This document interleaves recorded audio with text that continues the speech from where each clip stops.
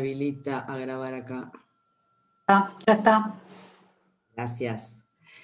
Bueno, entonces decíamos que los genomas era toda la información genética que estaba en la célula, el ADN, que puede estar formando parte de los cromosomas o del cromosoma, como es en general en procariotas, y también en los plásmidos, y en virus, ya sea que estén integrados al cromosoma o que estén como partículas, como ADN sin integrarse. En eucariotas tenemos los cromosomas, solamente en levadura encontramos plásmidos estables, ya en hongos filamentosos y en organismos más complejos no, y sí hay información genética en las mitocondrias y en cloroplastos, en aquellos que haya cloroplastos, ¿verdad?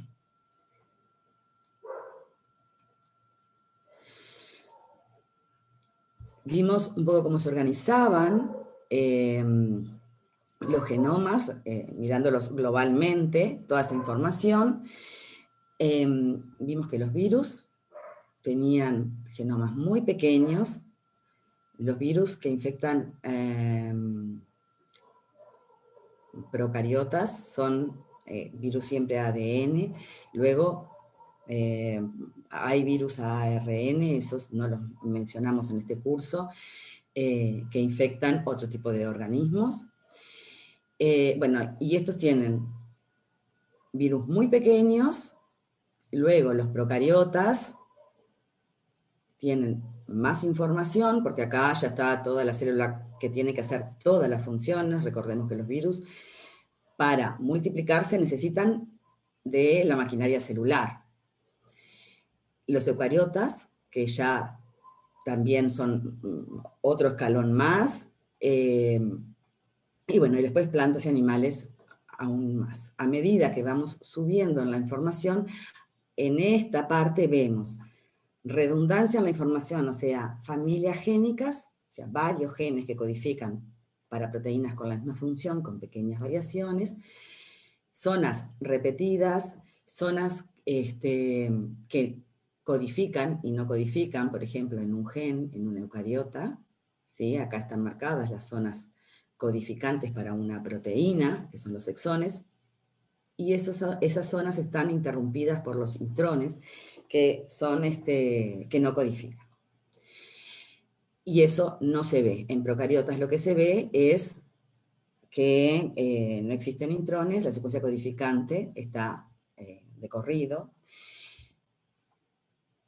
Esos intrones en levadura existen muy poquitos, y en hongos filamentosos, aumenta la complejidad, ahí ya se ven regularmente, pero son muy pequeños. Otra de las razones que explica el gran aumento, o sea, que hay acá, pero también en hongos y levaduras, es que las bacterias, los procariotas, son haploides, o sea, tienen un cromosoma, un solo juego, no está repetido ese cromosoma. En hongos y levaduras pueden ser diploides, ¿sí? Como somos nosotros en parte de nuestras células somáticas, ¿verdad? Otra cosa importante en la organización fue la separación en compartimentos. En eucariotas tenemos un núcleo donde se da la transcripción, todo el procesamiento, hasta que tenemos un ARN maduro, y la traducción, o sea, la síntesis proteica, se da en el citoplasma. Y en procariotas lo que vemos es que todo coexiste, y esto implica que la regulación de esta síntesis de esta proteína pueda darse en procesos coordinados, ¿no? A medida que nace el ARN, empieza la traducción, y bueno, y eso puede corregularse.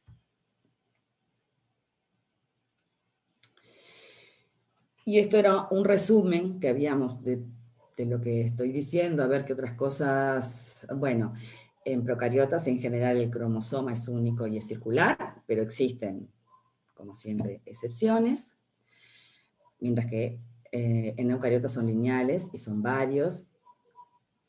Y bueno, y esto fue más o menos lo que fui diciendo, que acá en procariotas casi todas las secuencias son o reguladoras de la expresión o que son secuencias que codifican.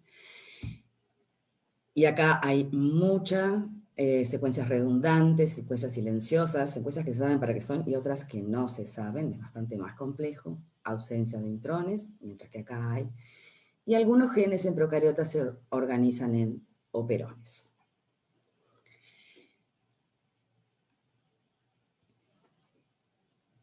Bueno, ¿hasta acá vamos bien? Hola, ¿hay alguien? Sí, vamos bien. Gracias.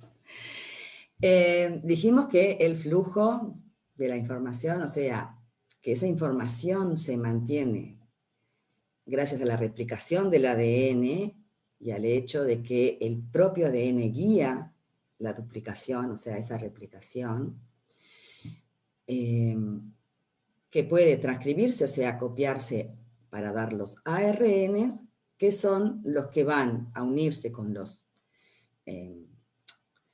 ribosomas para traducirse a proteínas. Esto es lo que pasa normalmente en las células. Hay algunos casos que se han visto ARNs que dirigen su propia síntesis, y algo que me importa y que no es de procariotas o eucariotas, sino que se ven en virus, es esta otra capacidad que es de copiar de ARN a ADN, que tienen aquellos virus que su material genético es ARN y que necesitan, para usar la maquinaria celular cuando ingresan, pasarlo a ADN. Esto me importa porque nosotros podemos, de hecho, esta enzima ha sido aislada y puede usarse como herramienta de trabajo en el laboratorio, ¿sí? Para sintetizar ADN a partir de ARN. Después vimos que en base a la replicación, otras herramientas que podemos hacer en un tubo de ensayo es la secuenciación de secuencias únicas, una secuencia, o sea, cuando ya es masivo son otras tecnologías que no vimos. Y la PCR, que pueden ser en tiempo real o tiempo final.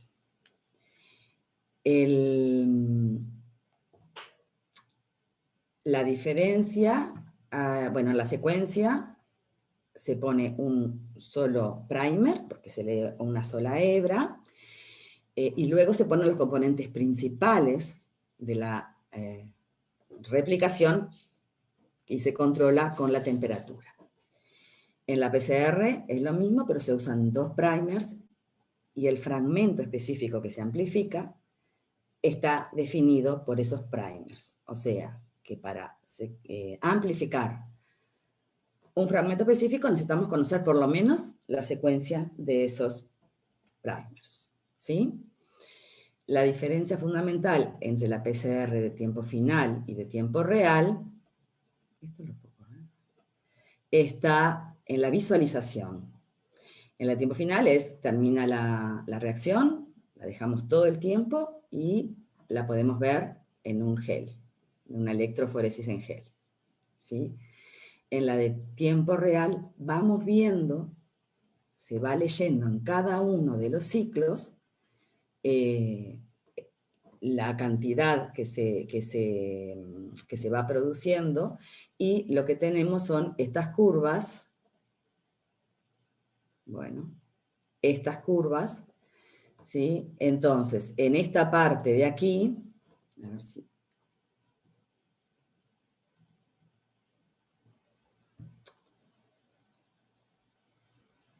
En esta parte, aquí es cuando empieza a verse la amplificación al principio, y esta es la parte al final cuando está saturada.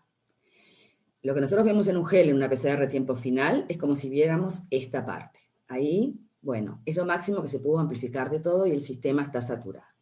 En la PCR tiempo final podemos ver desde mucho antes, con muchas menos copias de amplificación, por lo tanto es más sensible, es más rápido, porque se ve en simultáneo la reacción, y además, como se puede ver en esta fase de la amplificación, aquí es cuantitativa. O sea, podemos ver los que estaban en más concentración porque aparecen las curvas antes y los que estaban en menor concentración porque aparecen después.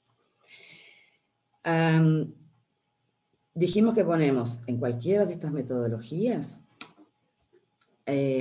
los elementos básicos para la replicación.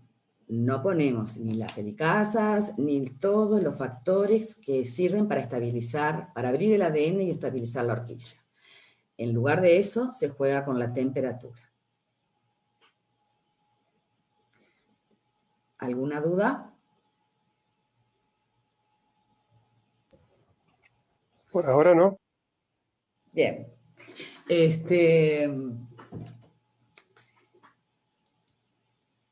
Hasta aquí, ¿cómo se conserva la información?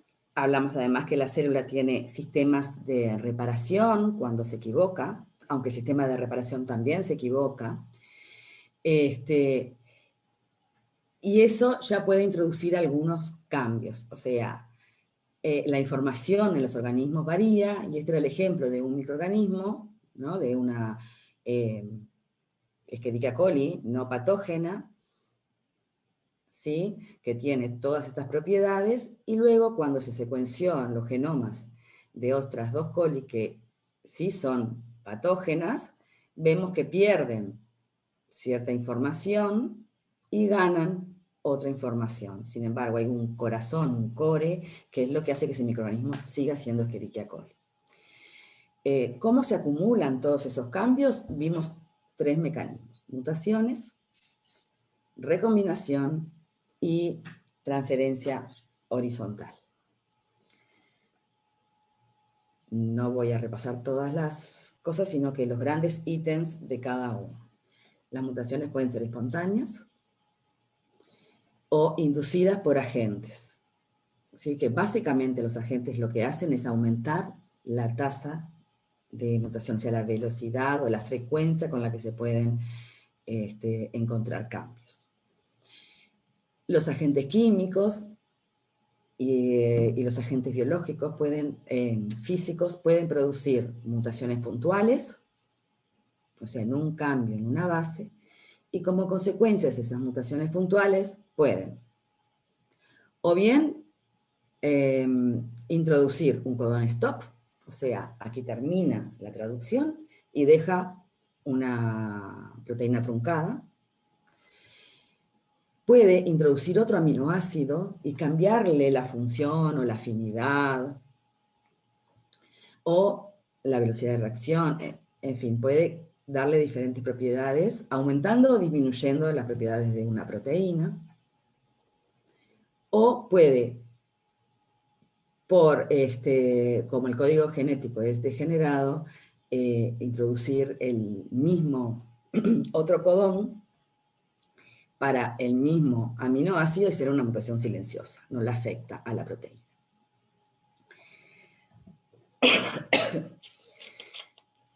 Los agentes físicos, nombramos las radiaciones UV y las radiaciones ionizantes, que dañan, que pueden producir diferentes efectos, pueden producir mutaciones puntuales, y también durante la corrección de los daños, la célula, como que el sistema corrector puede, o la polimerasa, o derrapar, o insertar nucleótidos equivocados, o saltearse un pedazo y generar una delesión, ¿sí?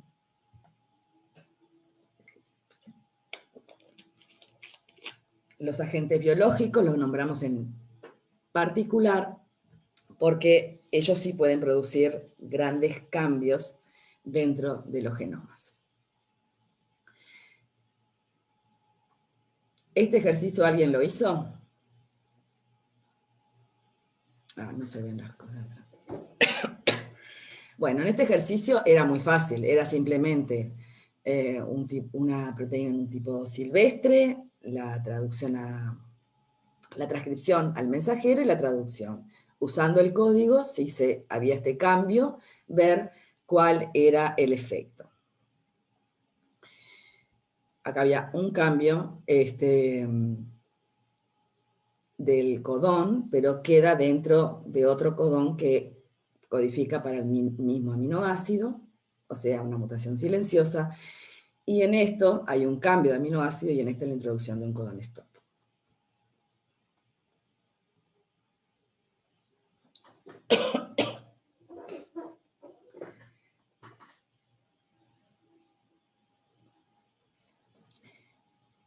Bueno, los siguientes fueron los elementos transponibles, que dijimos que pueden usarse como mutágenos porque hacen cambios en el genoma. Los más simples, dijimos que eran las secuencias de inserción, son elementos que tienen la capacidad de moverse de un lugar del genoma a otro. ¿Cómo hacen eso? Por medio de una enzima que codifican, si esta es una secuencia de inserción,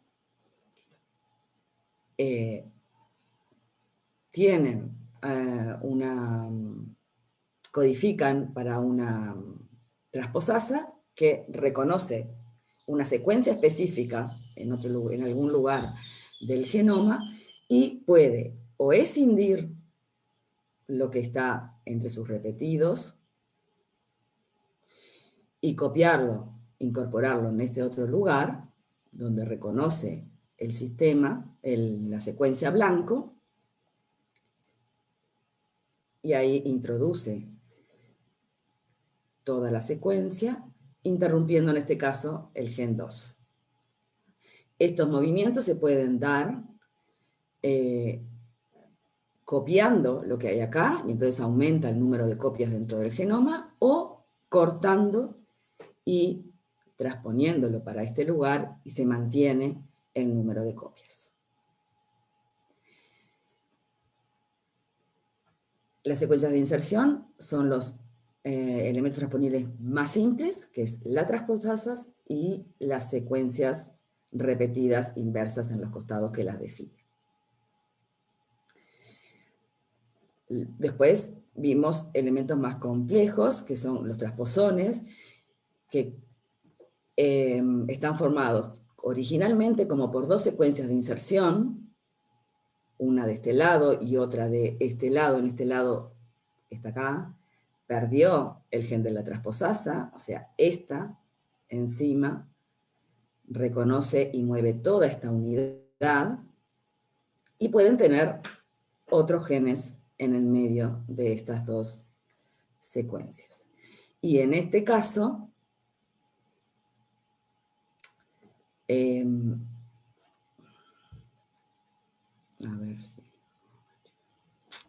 este caso, decíamos que son transposones replicativos porque llevan consigo una resolvasa, que es lo que hace que el proceso de la transposición de este elemento sea que se copia, en lugar de salir de acá e insertarse acá, mantiene esta copia, se genera otra acá y al final la resolvasa corta esas dos moléculas, dando esta como está y la nueva copia insertada en el gen segundo acá.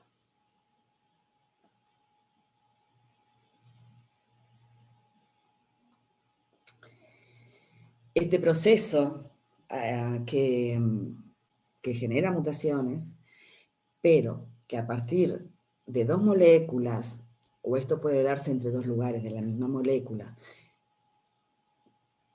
se rearreglan, se mueven o se pueden copiar o se pueden transferir, dando una proteína, dos moléculas que pueden haber cambiado. En todo caso, acá la de destino pudo haber cambió en el lugar donde se insertó, y esto es lo que se llama un ADN que recombinó, ¿sí? Si en el lugar de origen se pierde, es como que hay una delesión, y por lo tanto también es un ADN recombinante. A este proceso en que dos ADNs intercambian información para dar dos nuevas moléculas de ADN se llama recombinación. En la transposición está guiada y depende de la transposasa. como vimos recién. Otro tipo de recombinación es la que usan los fagos para insertar su genoma al genoma bacteriano. Acá vimos el ejemplo del fago lambda, que lo que tiene es una, codifica para una integrasa, o tiene una integrasa, que reconoce un lugar en el cromosoma de E. coli. El ADN del fago está circular, y aquí es donde se da la integración. Entonces, esta integrasa dirige la integración del genoma del virus al cromosoma. En este caso, el virus se integrado al genoma, se dice que está en lisogenia, o sea, se mantiene ahí, se mantiene silencioso y se va a multiplicar su ADN con el ciclo celular. No afecta, no está entrando en su ciclo de multiplicación. Está como dormido dentro de la célula. Otro mecanismo de recombinación es la recombinación homóloga. Y este es un mecanismo que seguramente ya lo vieron desde secundaria, desde las primeras veces que vieron meiosis, porque es un mecanismo que se da en todos los organismos, es muy importante para la variabilidad, y en procariotas es muy importante. No hay meiosis, o sea, puede recombinar por homología el ADN en cualquier momento. Y es muy importante en los procesos de reparación del cromosoma cuando está dañado.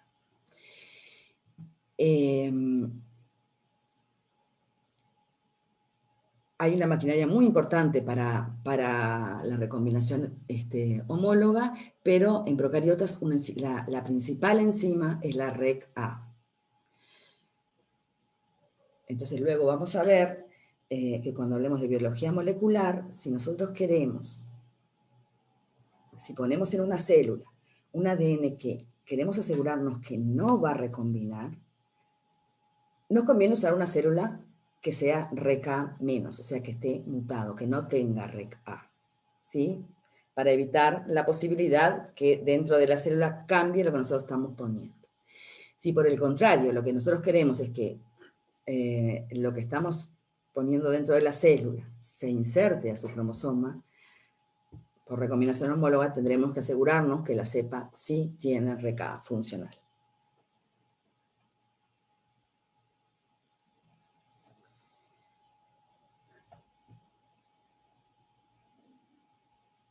¿Cuál es la importancia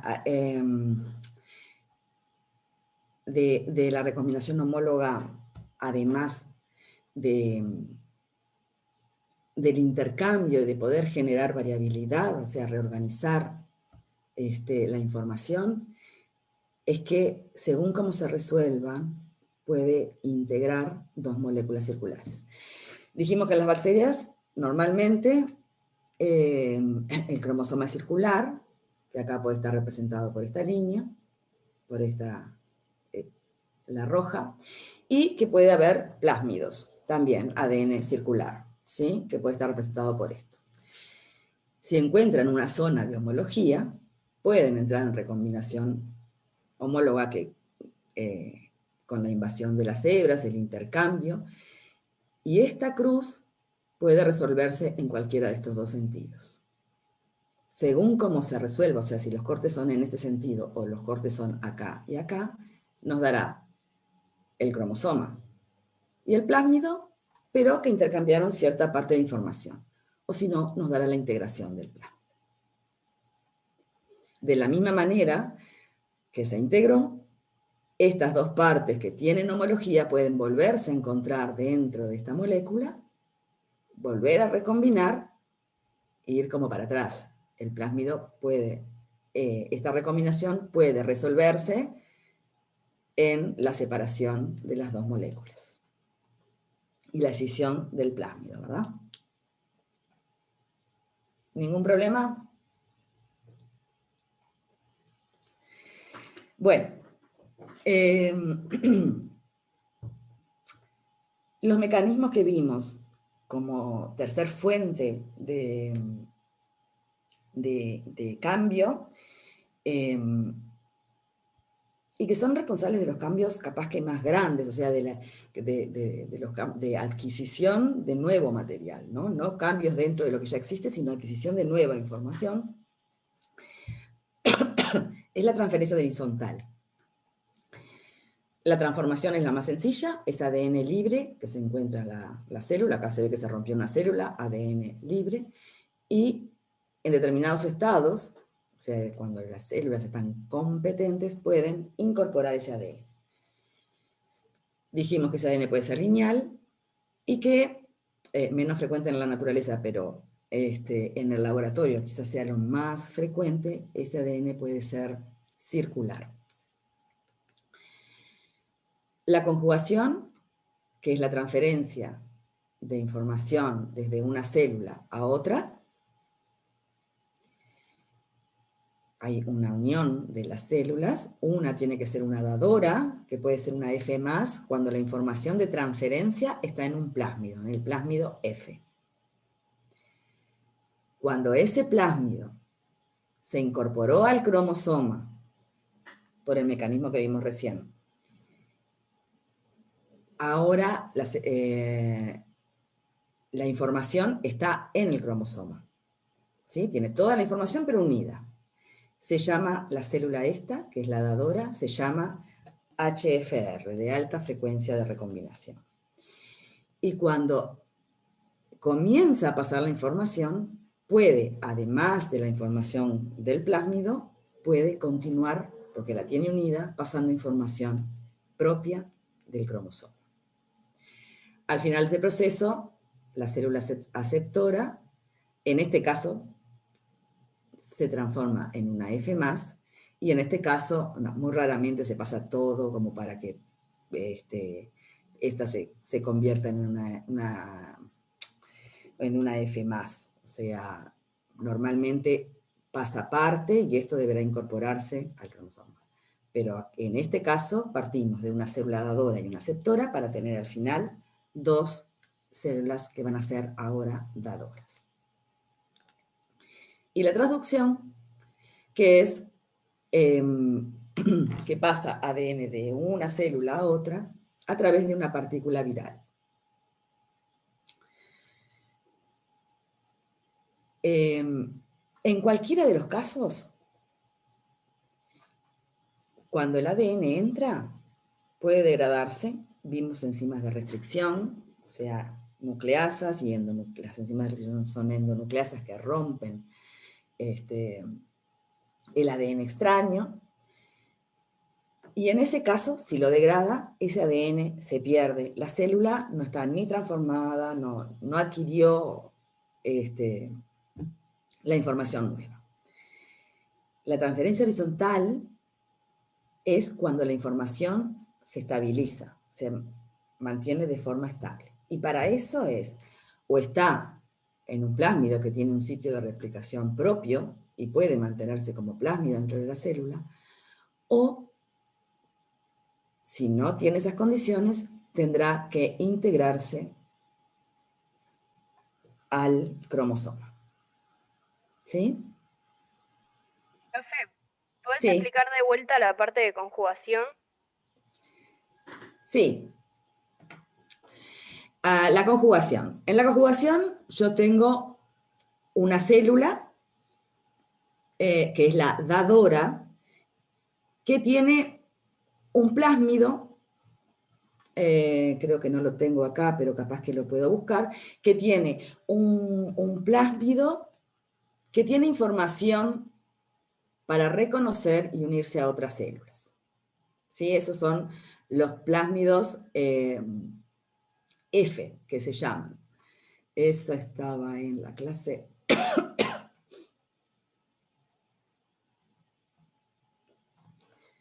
En esta.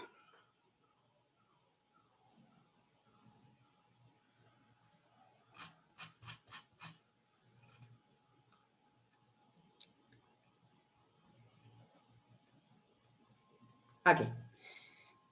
En este plásmido, la cepa dadora tiene un plásmido, una F+, que tiene, bueno, un origen de replicación, porque si no, no es un plásmido.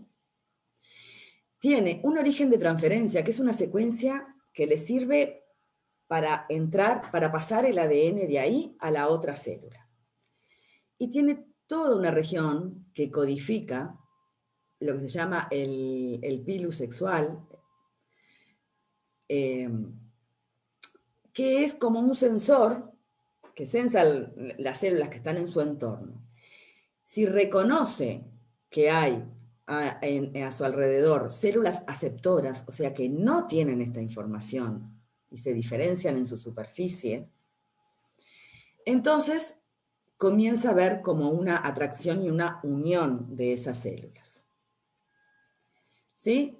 Acá es el pilus de reconocimiento, el acercamiento, se forma un canal que está formado por varios factores, ¿no? Que lo estabilizan. Se funden las membranas, o sea, pasan en este canal, y lo que pasa es que a nivel del origen de transferencia del plásmido, se rompe una sola hebra y esa parte empieza a pasar a la otra. A medida que este ADN ingresa en la célula aceptora, acá se empieza a copiar. Este plásmido se empieza a copiar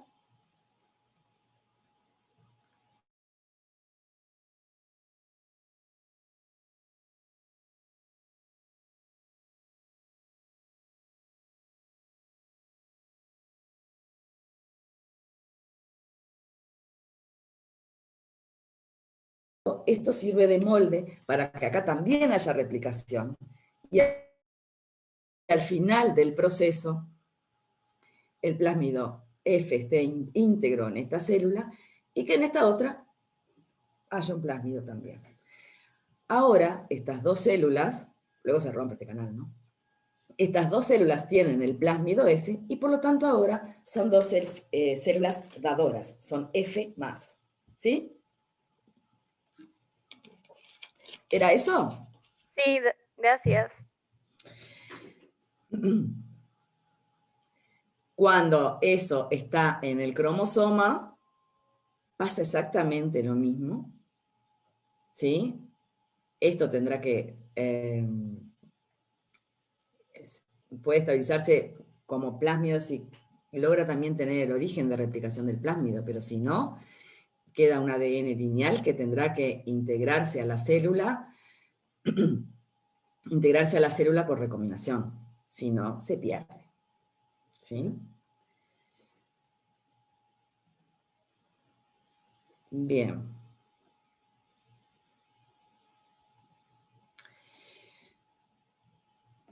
Ok. Y esto es más o menos lo que estuvimos viendo. La célula dadora F+, puede convertirse en una HFR cuando el plásmido se integra al cromosoma. ¿Por dónde? Por recombinación homóloga, como vimos antes, se encuentra una secuencia homóloga. Y lo que hay muchas veces en los plásmidos y por varios lados en los cromosomas son secuencias de inserción, por ejemplo. Entonces acá, esto, que son secuencias de la misma secuencia de inserción en el plásmido y en el cromosoma, funciona como una secuencia de homología donde hace recombinación. No es que la secuencia está transponiéndose, no. Simplemente funciona por homología. Bien. Y dijimos que este proceso también puede ir para atrás, ¿verdad? También. Y acá es lo que les decía hoy, cuando está inserta el plásmido F, está inserto en el cromosoma, empieza la transferencia por el origen de transferencia, puede pasar, si quedó justo recombinado así el origen de replicación, y puede seguir pasando datos a la otra célula y llevarse esta parte del cromosoma. En esta célula esto se arregla, o sea, la copia esta se arregla, y en la otra tendrá que, o se puede estabilizar como un plásmido si tiene el origen de replicación, o tendrá que insertarse al cromosoma. Cuanto más tiempo esté conjugando, más genes podrá pasar, ¿sí? Los que se pasan más frecuentemente son los que están cerquita. Como los cromosomas son grandes, esa misma secuencia de inserción puede estar en esta posición, en esta y en esta.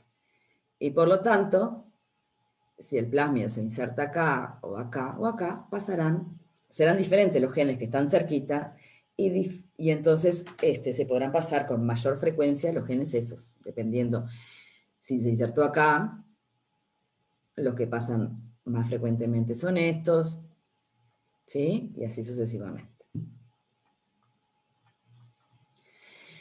Bueno, ¿hicieron este ejercicio? Ya les mostré el resultado.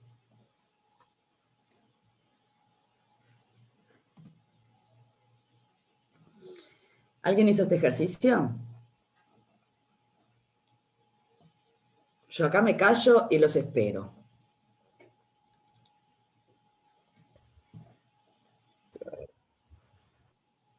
Dale, Andrés.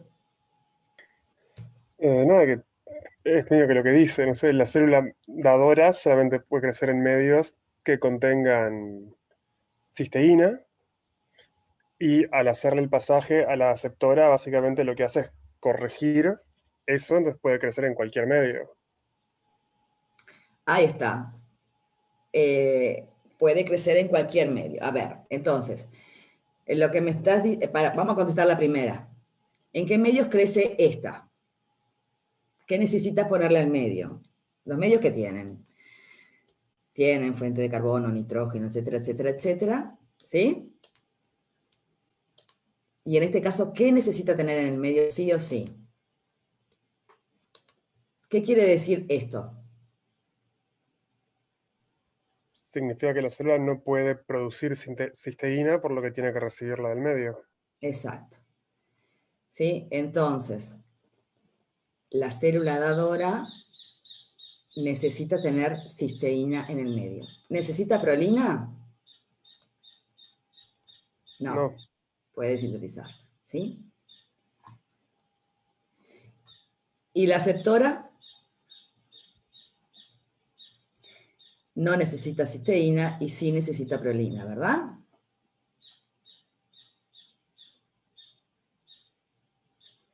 Y entonces esos son los medios, o sea, pueden ponerlo en un medio, diferentes medios. Lo que sí es importante es que en este haya cisteína y para que crezca necesita la prolina. ¿Cómo queda la célula si al conjugar pasa el gen este pasa para acá?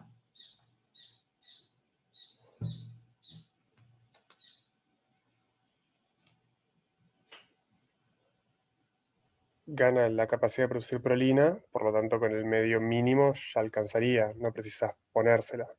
Exactamente. No preciso poner prolina. Y esto no se ve nada. No necesitas poner ni prolina ni cisteína. ¿Sí? Un medio.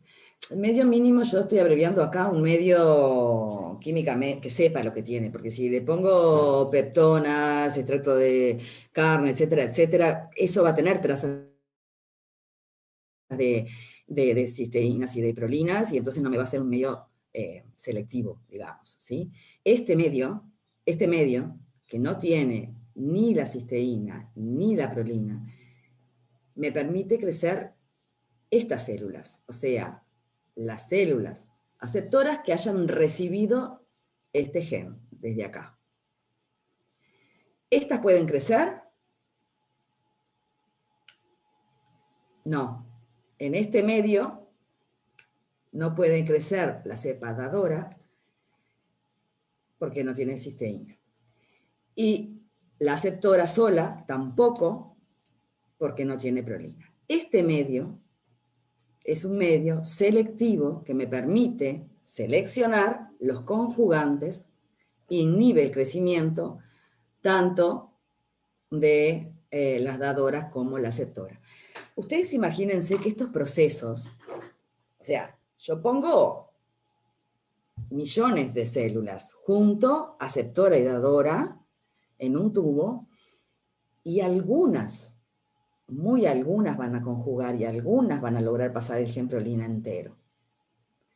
Entonces, cuando yo lo pongo en un medio, tengo que tratar de conseguir un medio que crezca lo menos posible. Si puedo que solo crezca lo que a mí me interesa, bien. ¿Sí? Eso es muy importante. ¿Vamos bien?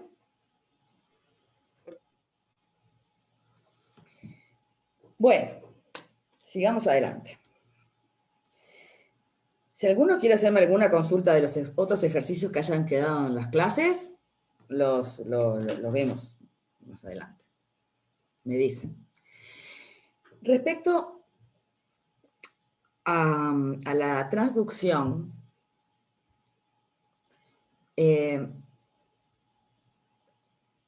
lo primero que quiero es, a ver si se acuerdan, cuál es la diferencia entre una infección viral y una transducción. ¿Cuál es la diferencia? No tiene nada que ver, ¿o sí?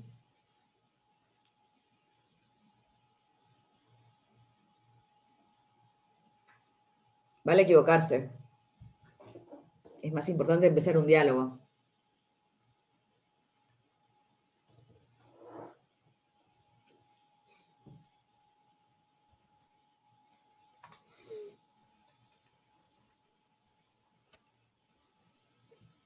En la infección viral, el virus básicamente usa la célula como máquina para autorreplicarse, mientras que en la traducción lo que termina haciendo es como encapsulando el genoma de la célula, al menos un pedazo, entonces transmite ese pedazo del genoma en lugar del ADN viral mismo. Exactamente. O sea, una infección es el virus que sigue su propio proceso. Entra, puede hacer ciclo lítico, pasar o hacer el ciclo lisogénico y luego pasar al lítico. ¿Sí? Es el virus con su información que hace su ciclo normal.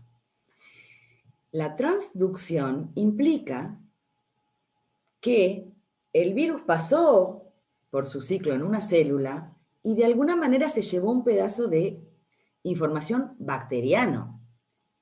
Puede llevar parte suya, todo, o todo parte de la bacteria.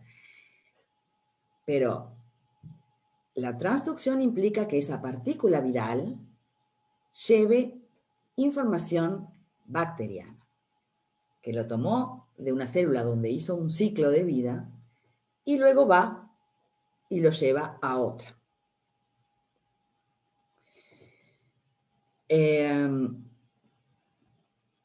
Entonces, cuando un virus, hay dos maneras que tienen básicamente de llevar o agarrar esa información bacterial y llevarla a otra. Una es que el virus cuando entra en el ciclo lítico, multiplica sus ADN, vimos que había después lisis del ADN bacteriano, y cuando están encapsidando, por error, se empaquete ADN de la bacteria. ¿Sí? Puede ser solo de la bacteria o puede tener parte viral y parte bacteriana. Todos estos representan virus que se forman normales en la infección, ¿sí? En el ciclo lítico. Y cada tanto alguno empaqueta algún pedazo del genoma de la bacteria. Esto es una partícula transductora, ¿sí? Generalmente son fagos defectuosos, inclusive pueden no tener nada de la información del fago. Esta partícula debe infectar otra célula, inyectar el ADN y ese ADN dentro de esta célula. Primero, si no tiene nada de la información del virus, puede inyectar el ADN, esa partícula viral, que no es un virus, es la cápside, las proteínas, todo, con el ADN bacteriano. ¿Puede inyectar ese ADN en otra bacteria? Y sí, la parte importante es la parte proteica. Entonces, Ahí está. Sí, porque el dibujito lo dice. Y sí, porque en realidad lo que determina el reconocimiento del virus, como cuando está como partícula viral, el reconocimiento de ese virus a su célula blanco está dada por la superficie, ¿no? Por las proteínas, y no tiene nada que ver la información que tenga dentro. Entonces, esa partícula transductora puede reconocer la célula y puede inyectar el ADN. Si no tiene ADN viral, no puede entrar en un nuevo ciclo, no puede multiplicarse, pero sí puede inyectar el ADN bacteriano y ese ADN sí encuentra algún lugar donde unirse al cromosoma y estabilizarse, entonces sí, acá se dio la transducción. Esto es generalizada. ¿Qué quiere decir generalizada? Que puede entrar cualquier pedacito, es al azar el pedazo del genoma bacteriano que entra. Y pueden salir diferentes partículas transductoras con diferentes pedacitos del ADN bacteriano. La otra, la especializada, la transducción especializada, implica que el fago entre en lisogenia, o sea, se integra en el cromosoma bacteriano, y los fagos que entran en lisogenia, cuando están en algún momento por una señal de estrés o lo que sea, se escinden del cromosoma bacteriano y empiezan el ciclo lítico. Este es el proceso normal. El fago entró, salió con toda su información, se multiplicó y formó virus que podrán ir a infectar otras células. Pero cada tanto en este proceso de escisión hay errores y se puede llevar algún pedacito del cromosoma de los costados, del lugar donde está. Los fagos en general tienen lugares definidos donde se insertan en el cromosoma y por lo tanto pueden llevar de esa zona del cromosoma. ¿Sí? Acá se formó una partícula, el ADN, la molécula del virus, que comenzará el ciclo lítico y lleva este pedacito rojo que es un extra bacteriano. Todas las partículas que se van a formar acá y se van a multiplicar en lo que es el ciclo lítico van a ser iguales, porque hubo un evento de escisión por célula. Todos los ADN cuando se multiplican son iguales y las partículas que saldrán serán todas iguales. ¿Sí? Todas iguales. ¿Están de acuerdo conmigo? Bueno, vamos a contestar las preguntas. ¿Cuáles son los fagos? ¿No? Un virulento, o sea, que entra en el ciclo lítico, o un atemperado. Un atemperado es aquel que puede entrar en lisogenia. Atemperado se dice mientras que está como dormido en el cromosoma bacteriano, y después se cinde y entra en un ciclo lítico.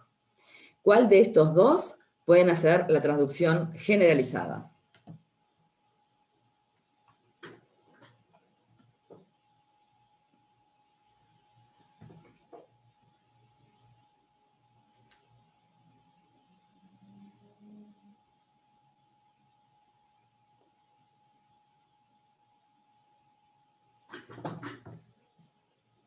Empiezo por otra.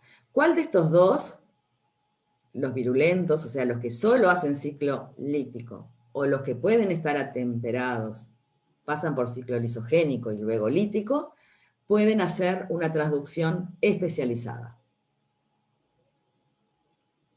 La transducción especializada implica sí o sí que el fago haya pasado por lisogenia, haya estado atemperado. Los únicos que pueden hacer especializada son los fagos que pasan por un ciclo lisogénico, o sea que pasan por una etapa están unidos de integración al cromosoma. Y la generalizada, los virulentos, obviamente, porque son todos los que pueden hacer, entran y hacen ciclo lítico, y ahí, por error, pueden hacer la generalizada, pero estos, los que pasaron por el ciclo lisogénico, los que estuvieron atemperados, como para salir, pasan por un ciclo lítico, entonces, además de todas estas partículas igualitas, por error, acá también se podrá encapsidar, empaquetar ADN bacteriano y dar alguna partícula transductoras, esa como vimos acá. ¿Sí? Entonces, los fagos que pasan... Una pregunta. Dime. ¿De qué le sirve al fago estar tipo en la etapa atemperada? Porque si no entendí mal, en esa etapa como que no se reproduce ni hace todo el ciclo virulento, por así decirlo, está como en latencia. ¿De qué le sirve? Bueno, en realidad se multiplica con la célula y hace una población de células. Se va multiplicando. Cuando se multiplica el cromosoma y se dividen en dos células, es parte del ADN que está integrado al cromosoma y la célula copia todo. Está. Y Bien. siguen las siguientes generaciones. Él está dormido en todas las generaciones, ¿sí? Y en algún momento, por algún estrés, dije, no me sirve más. ¿Sí? Pero él Está ahí. está ahí. Ahí va. Está ahí. Sí. Gracias. No, de nada. Bien, entonces pueden darse ambos procesos a la vez, sí. ¿En qué condiciones? En estas condiciones. Cuando pasa esto, pueden darse la transducción generalizada y especializada juntas acá. ¿Sí? Y como dijimos antes, el destino del ADN, si es el ADN, un pedacito de ADN bacteriano, tendrá que integrarse en la nueva célula, porque si no es degradado, si no se integra y se multiplica integrado al cromosoma, como plasmio también podría ser, eso se pierde. ¿Sí? Es muy importante en todos estos procesos que lo que nosotros vemos es lo que se estabiliza dentro de la célula. Bueno. Y acá, ¿alguien pensó este ejercicio? Acá tenemos una bacteria, ¿sí? Patógena, que es patógena porque tiene el gen de la toxina. Y esta era una célula que originalmente no era patógena, y en algún momento incorporó este gen. Y esto es la representación del cromosoma. ¿Sí? Entonces, viendo lo que saben hasta ahora, ¿cómo pudo haber llegado toda la información de ese gen? ¿Por mutaciones puntuales? No, es como ganancia de información. Transposición dentro de la célula solita, sí, no, porque la información, o sí, o no sé. Alguien que me diga algo. O sea, la pregunta va a ir al lado de que del pasaje de otra bacteria.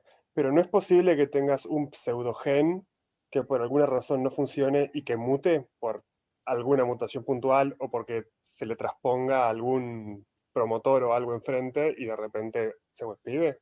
Sí, sí. Eso puede ser, o puede ser que tuviera el gen inactivado y no tuviera la información. En realidad eso habría que haberlo agregado. No tenía, la idea es que no tuviera la información inicial, pero sí, existen casos, puede haber estado inactivado, y sí, salió un trasposón, ¿sí? Esta pregunta va a la ganancia de, de facultades, ¿sí? O sea, de los microorganismos. Puede ser la ganancia, por ejemplo, de resistencias a antibióticos, o la ganancia de un gen que le da esta capacidad, ¿sí?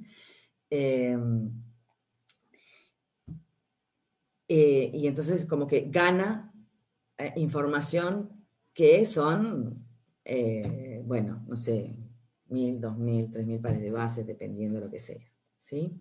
Pero sí puede haber pasado eso que tú decís.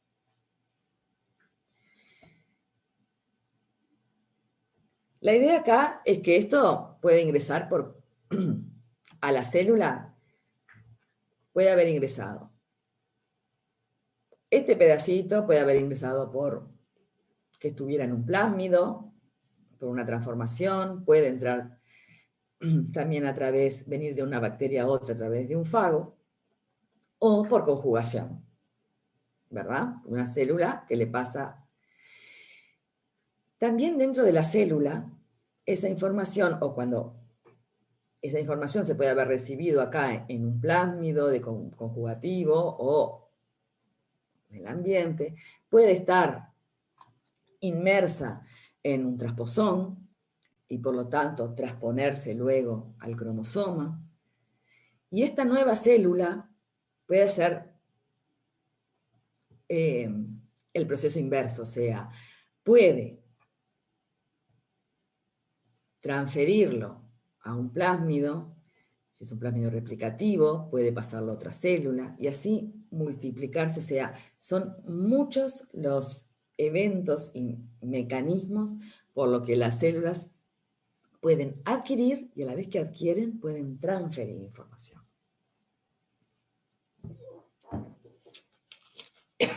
Entonces, cualquier planteo de estos es correcto.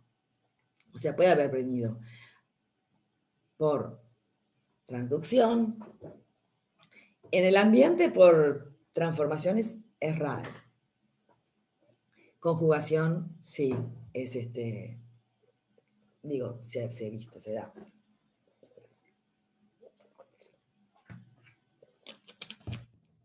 Bueno, ¿cómo vamos hasta ahí?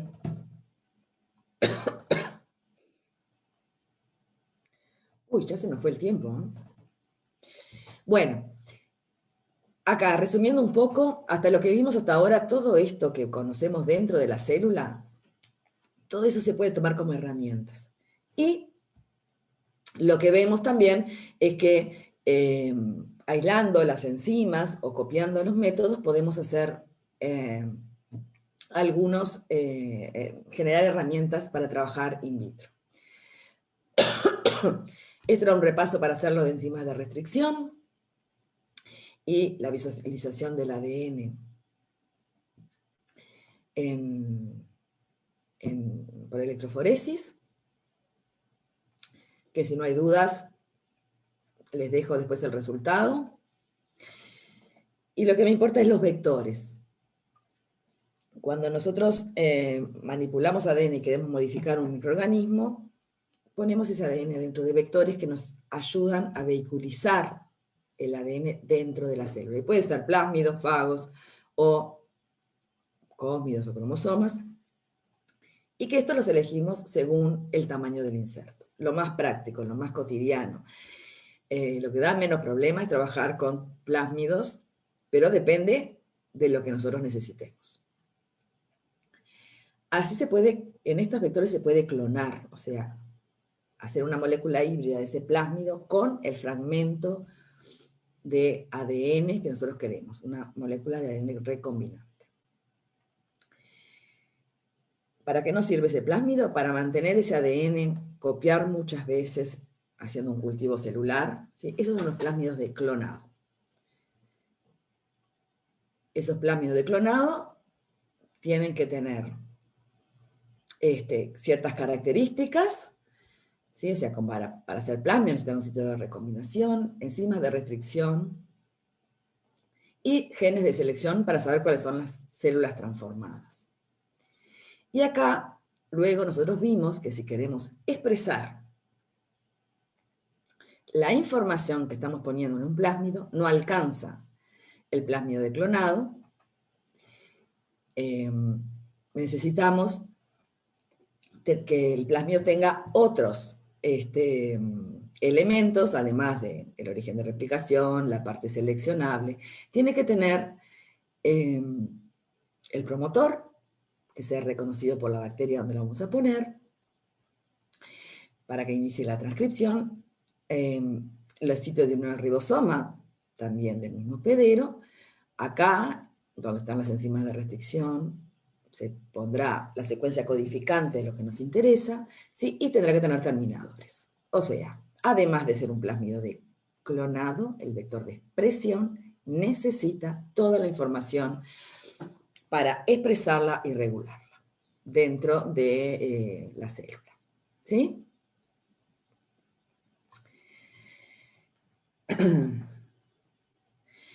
Bien, y este ejercicio lo que buscaba era integrar todos los elementos. En la primera etapa, lo que se hace es cortar con enzimas de restricción un vector, ¿sí?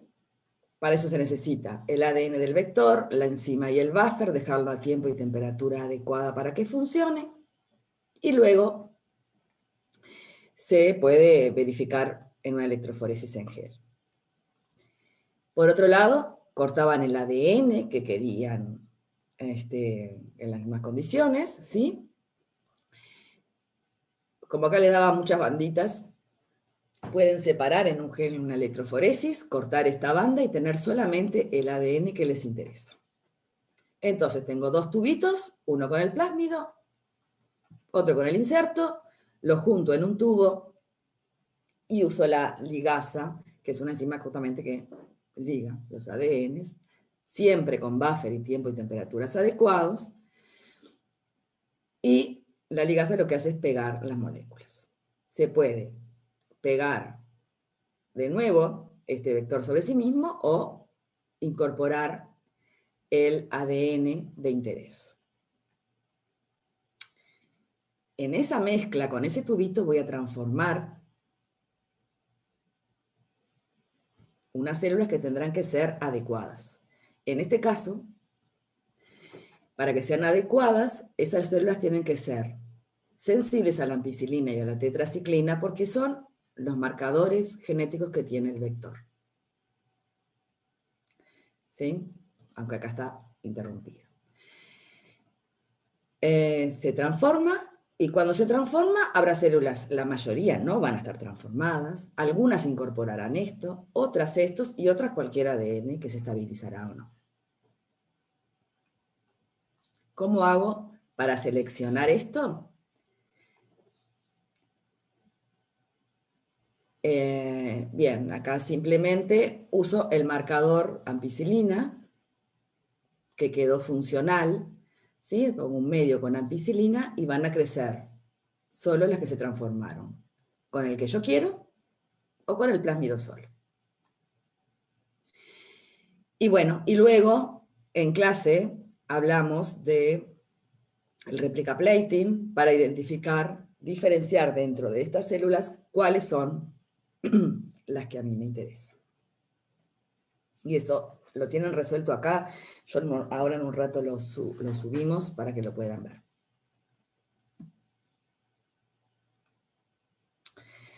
Bien.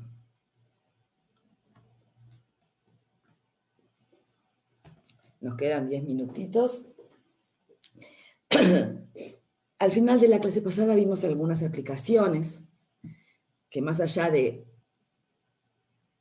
el área de aplicación, lo dividimos como en dos líneas. Uno que era el análisis microbiológico, que puede ser para la identificación, para los análisis filogenéticos, todo esto que ustedes vieron en teóricos anteriores. Y también vimos algunos ejemplos de kits comerciales para análisis de alimentos en particular. Las técnicas que se usan en estos análisis, PCR, normalmente siempre pasa por PCR, como acá y aquí. Y después tenemos, en este caso, la secuenciación y el análisis.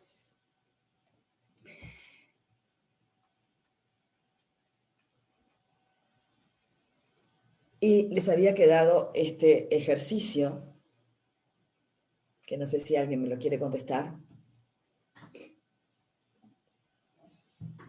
Esto es diagnóstico también, ¿no? O sea, acá es una aplicación en salud. Hay un virus. La complicación es que es ARN. Y quiero verlo en muestras de sangre. Podría haber puesto el COVID en muestras de hisopado. ¿Cuál es la técnica que usarían? ¿Cuál es la técnica que todos hablamos en la prensa hoy? Hola, ¿hay alguien? Tomar muestras y hacer retro PCR, y poner 4 sondas distintas, una para cada serotipo, y eso lo haces en tiempo real y fijas cuál de las sondas está pegándose o desprendiéndose dependiendo del tipo de sonda que uses. Exacto, se toma la muestra. Si fuera un virus a ADN, hacemos PCR directo de secuencias que tenemos que conocer antes para diseñar los primers, ¿sí? Alguna secuencia específica de ese organismo. En este caso, como es ARN, lo que se hace es pasarlo a ADN. ¿Sí? Se hace la PCR de amplificación, pasándolo a ARN. Y podemos hacer un par de primers que tengan todos los virus del dengue, que sean universales. Y después podemos elegir algunos primers que sean específicos para cada uno de los serotipos. Y sí, para hacerlo cuantitativo hay que usar el real time. Bueno, ya que vimos dos ejemplos de aplicaciones en producción. Vimos la insulina como un ejemplo de productos proteicos, o sea, cuando hay una secuencia que codifica el producto directamente que queremos. Entonces, eso se puede clonar, adaptar y expresarlo en organismos. O vimos un ejemplo de un producto no proteico, o sea, que depende de una ruta metabólica, en lo que en este caso era la síntesis del indol a partir del triptofano, que es una prueba bioquímica que ya conocen, que es para diferenciar entre bacterias, está en coli. Y lo que se le pone es una enzima que usa como sustrato el indol, ¿sí? Una deoxigenasa, para al final obtener un colorante, el índigo en este caso. O sea, esto es un cambio, una modificación de un microorganismo para convertirlo en productor de algo que necesitamos. Bien. Y este fue uno de los ejercicios también, que vendría a ser como la producción, digamos, de la insulina, pero poner un ejemplo para un gen de un eucariota, que como los eucariotas en sus genes tienen intrones, si nosotros ponemos este ADN, lo clonamos en un vector de expresión y lo ponemos en un procariota, la bacteria no va a saber qué hacer con los intrones. Entonces lo que se hace es la extracción del ARN, luego se copia con ADN, se sintetiza el ADN copia con la retrotranscriptasa que hablábamos hoy, se amplifican la secuencia que buscamos por PCR, ahí sí se clona, y se pone en un vector de expresión para que se transforma el microorganismo que queremos, ¿sí? Esto es cuando son proteínas, los productos proteicos, ¿sí? Bueno, hasta aquí medio que estamos ya casi en hora. No sé si de los otros ejercicios que habían quedado tienen alguna duda que ustedes quieran plantear.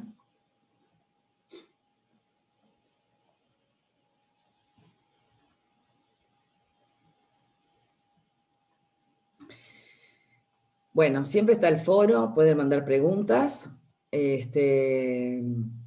y dejamos por acá. Entonces, ¿sí? Si no hay más preguntas de este tema, una cosita más con los pocos estudiantes que quedan. No sé si, me gustaría saber si todos vieron el foro, que estamos planteando fechas posibles para el primer parcial. Vamos a esperar hasta el día de mañana a recibir todos los comentarios que tengan, propuestas. Nosotros les planteamos 3 fechas alternativas, ya hay unos cuantos compañeros que contestaron. Es muy difícil contemplar a todos, como les decíamos. Las fechas que nosotros propusimos tienen que ver con la disponibilidad Zoom, la disponibilidad o las pocas clases que hay en esos horarios, particularmente en el horario del teórico, que no debería conseguirles con nada, y también la disponibilidad de los docentes. Los docentes hemos trabajado muchísimo para cambiar la modalidad de este curso, a ir adaptándose cada vez a cada cosa. Primero hubo que adaptarse a la mitad de la presencialidad, preparando el doble de material en el laboratorio y todo el material virtual. Ahora en la tercera rotación tuvimos que hacer toda otra adaptación. Tuvimos que adaptar todo el teórico para ponerlo en esta modalidad. Después tuvimos que adaptar el parcial para ponerlo en la modalidad. O sea que hemos trabajado muchísimo y la verdad es que es muy poco probable que el parcial sea un domingo. Todo el mundo merece descansar, los estudiantes y los docentes. Como mucho podrá hacerse un sábado. Y la verdad es que nos gustaría que opinen la mayor cantidad de gente posible con impedimentos concretos. Yo no puedo tal día de los propuestos porque tengo el examen de tal cosa o clase de tal cosa, que son las, más allá de las opiniones, son las cosas concretas que nosotros tenemos para tomar esas decisiones. Entonces les pido que a ustedes o a sus compañeros les hagan llegar esa inquietud, tienen todo el día de hoy, lo que resta del día de hoy, para hacer las propuestas a través del foro. También se va a aclarar a través del foro cuáles son cómo va a ser la modalidad del parcial y todo lo demás. Vamos a juntar todas las inquietudes y vamos a publicar un único documento, no contestando cada pregunta por vez. Pero toda esa información la van a tener. Lo que nos urge ahora es fijar la fecha del parcial, porque la gente que trabaja tiene que pedir en su trabajo, porque los docentes tenemos que acomodar nuestros horarios, en fin, porque tenemos que asegurarnos, y ustedes tienen que asegurarse de tener buena conexión y una serie de cosas. Entonces, ustedes o sus compañeros opinen, planteen con cosas muy concretas para que podamos tomar la decisión a más tardar mañana. Eso era lo único que les quería decir. Y las dudas que tengan respecto al primer parcial o estos temas, siempre por el foro, porque enriquece a todo el mundo, ¿sí? No sé si hay alguien que quiera hacer algún comentario.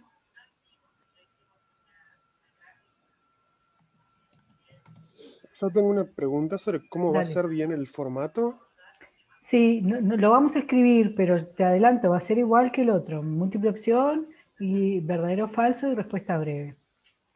Me refería si era de los que requieren que lo hagas en un papel con la cámara o si de los que son como una suerte de prueba en EVA mismo.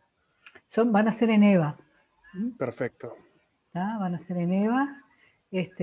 Las múltiple opción y verdadero o falso se corrigen automáticamente. El sistema está bueno porque plantea que cada estudiante va a tener al azar una selección de preguntas de un banco de preguntas que tenemos, que son de equivalente dificultad, o sea, va a ser simultáneo, pero no simultáneo en la medida que no todos en el mismo momento van a estar respondiendo las mismas preguntas.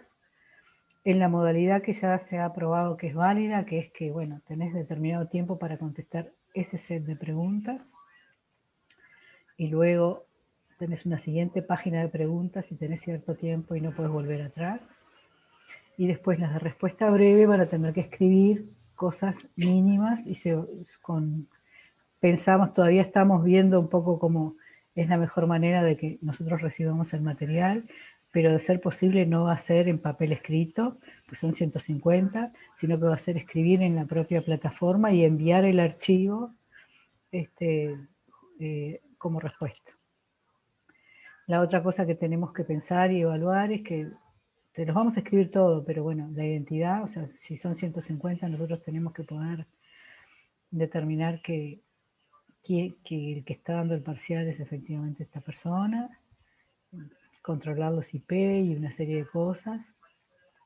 Y lógicamente, como todas las pruebas que indican en este tipo de material, no va a haber preguntas que sean defina tal cosa, porque eso se puede googlear, sino que va a ser aplicar una definición a resolver un problema o contestar una cosa concreta.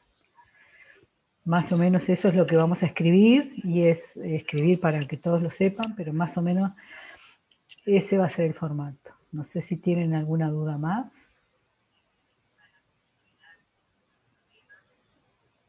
Creo que no.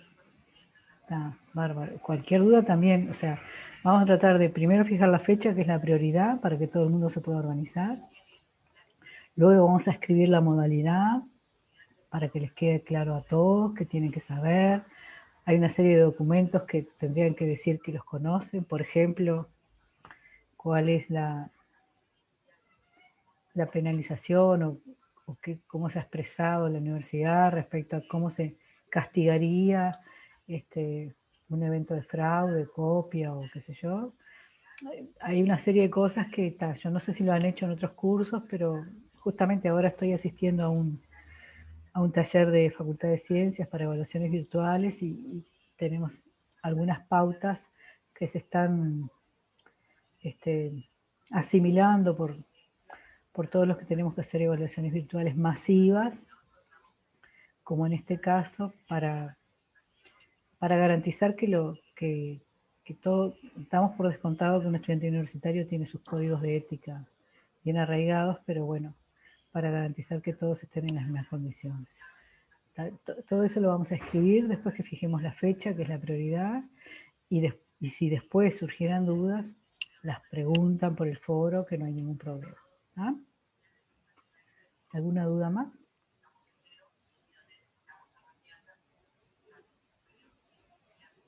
Bien. ¿Ah? Entonces damos por finalizada la clase esta de consulta. Buena suerte con el nuevo ciclo y estamos a las órdenes a través del foro por todas las dudas que les surjan. Chao, chao. Muchas gracias. Chao, gracias.